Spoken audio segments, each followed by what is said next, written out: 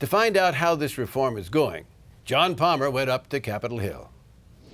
I'm here with Congressman Allen West, a Republican from Florida. Congressman, why do members of Congress these days have so much trouble working together? There are two very differing principles of governance that we have here in the United States of America.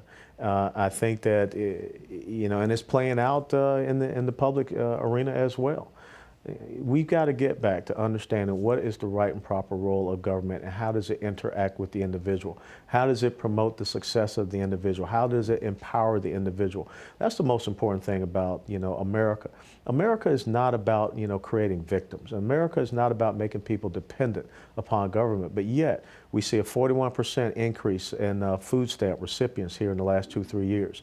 We know that 48.5 Americans are on some type of government aid, and that's not what I want to see our government do to the American people. I want to see American people and people who come here to this country for the equal opportunity where we reward you for your ideas, for your investment, for your ingenuity, for your innovation.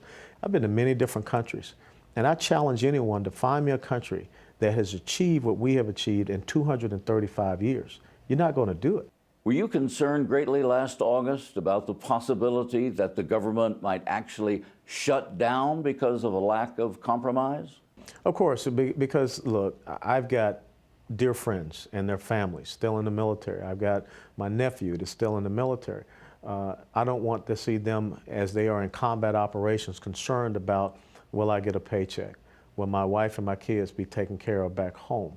I want to make sure that we have a functioning government, but I want to make sure that we have a government that understands its essential functions, its essential roles and responsibilities. 12 appropriations bills. What's the most important appropriations bill that we have up here?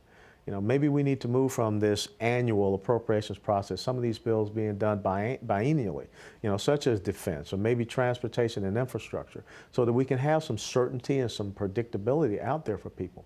So that comes back to what we talked about initially, those principles that are true and that work, and the structural reform that we have to have up here. Some members of Congress have called for cuts in Medicare and Social Security to help reduce the deficit and control spending. Could you go along with something like that? Well, I don't think we're talking about cuts in Medicare and Social Security. First of all, I agree with some of the things that came out of Simpsons-Bowles. Back when we first had Social Security, which was created, the life expectancy of our seniors was a lot lower than it is now. I think the life expectancy now is 78 to 79. So raising that age, that is a cost-saving measure. But most importantly, politicians took Social Security out of an independent trust fund account, and they wastefully spent it up. You cannot continue on with the fee-for-service program, which is wrought with fraud, waste, and abuse. I think we have to move to a defined contribution, a premium support plan, because the actuaries have already said, in 13 years there will not be a Medicare if we don't do something. And I want to make sure that we preserve that for our seniors, but also we make sure that something is there. I'm 50 years of age. I'd like to have a Medicare system there for me when I finally do decide to retire. As a congressman from Florida, you represent a lot of people that are 50 years of age and older. How do you go about representing the interests of these people? I serve the interests of that population by, first of all, telling them the truth and letting them know the status of the programs that we have, that they have definitely worked hard to make sure that they could secure for their lives.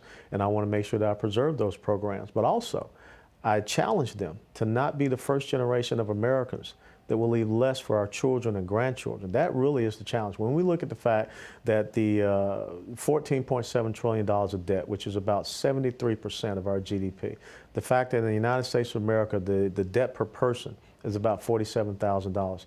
We can't do that to our children and grandchildren. I don't want to do that to my two daughters, 18 and 14. My parents did not want to leave me that type of world. I sit here today because my parents made the sacrifices to enable me to be a retired lieutenant colonel from the United States military, a combat commander, now a congressional representative. So I want to talk to people about how we make sure that the greatness of the United States of America is passed on to subsequent generations. But we're not going to turn our backs on our current seniors. Thank you, Congressman.